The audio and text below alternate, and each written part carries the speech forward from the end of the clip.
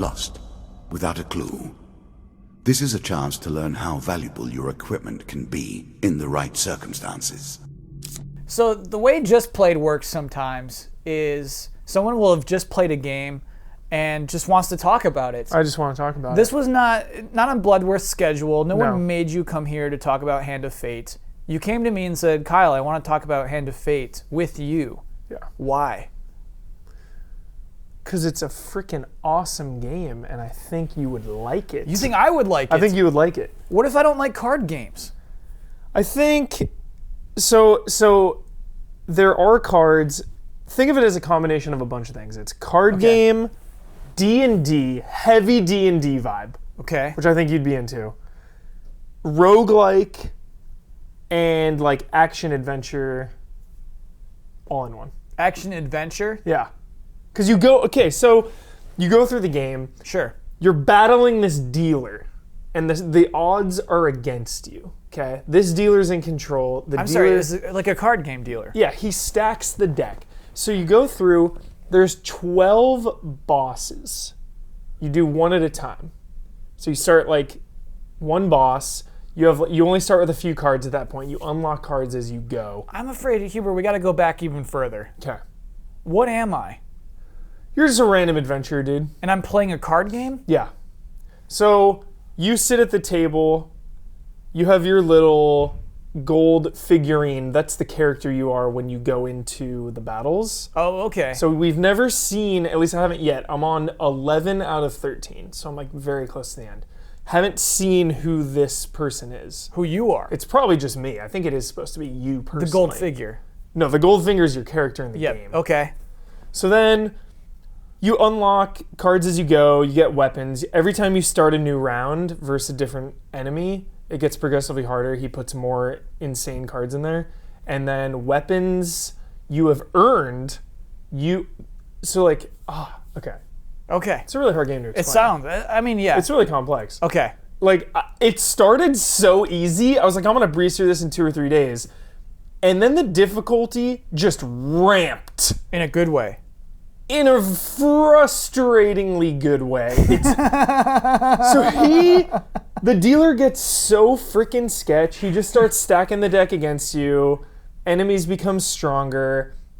You get stronger as well, but they also get stronger. So there's this balance. And like any card game, there is some luck involved. So for example, I'm trying to hunt down the King of Plague, I think it was, a really hard boss. And one of the cards the dealer has is Lost in Swamp. And like in the beginning, you see that he shuffles like 5 or 10 of these into the deck. So I'm like going through, you go through one space at a time. And every time you land on a space, the card is revealed and it can be good or bad.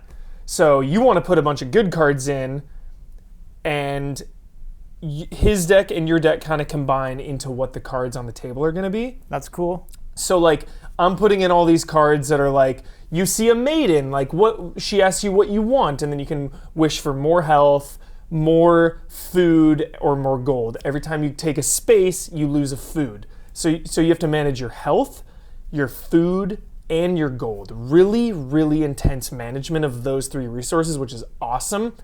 But back to this Lost in Swamp, I land on this space, and it's like, you're lost in a swamp, there's a stranger, what do you do? Do you approach him or do you try to run?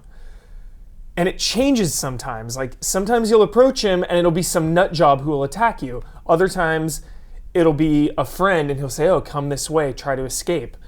So then you have 4 cards, success, huge success, failure, huge failure. Depending on which space you land on, you have higher or lower odds. So in the swamp, it's one of each. You have 2 successes and 2 failures.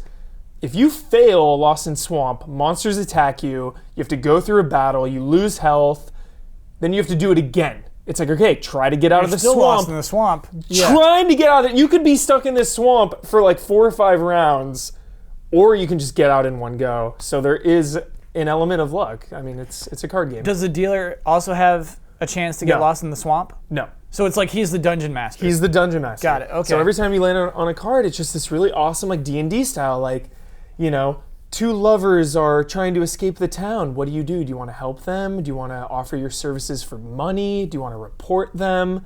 And just the dealer himself is such an interesting and fascinating character.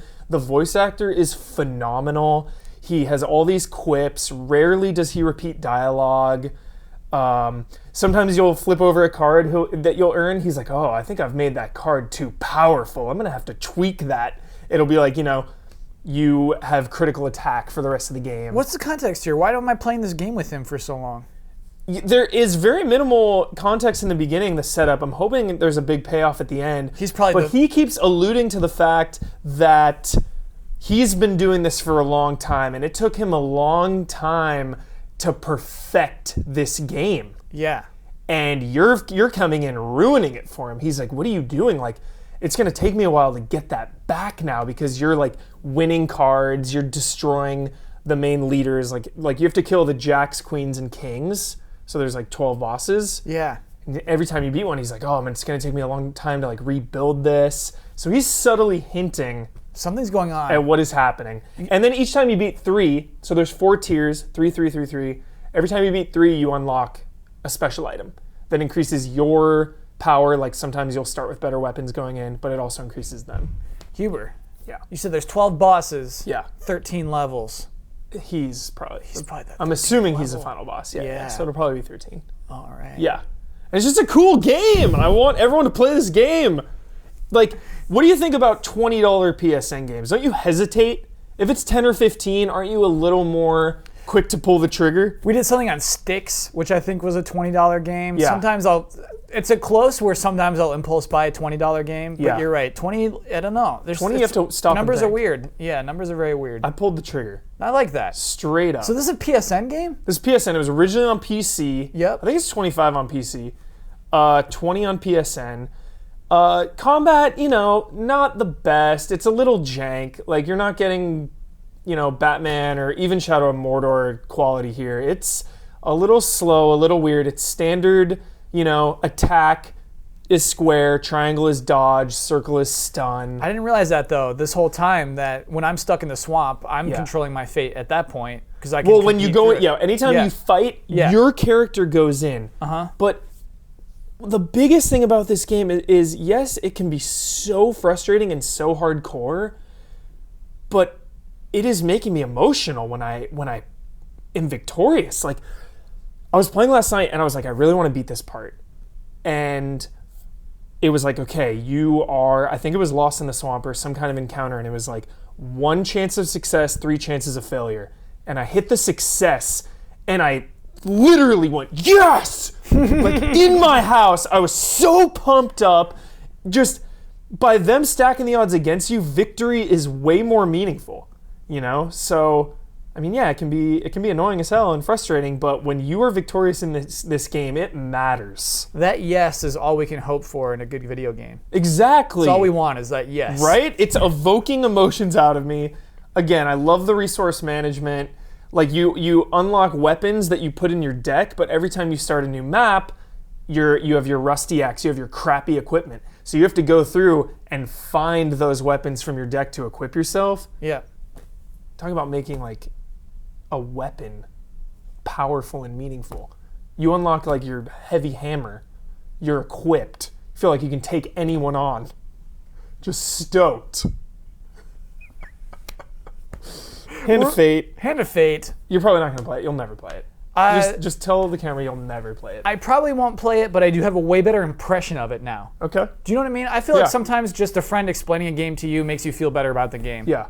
Just the vibe, man. Just vibes. Just the vibe of sitting at that table. There's like a burning candle. The table's all there. He's talking to you.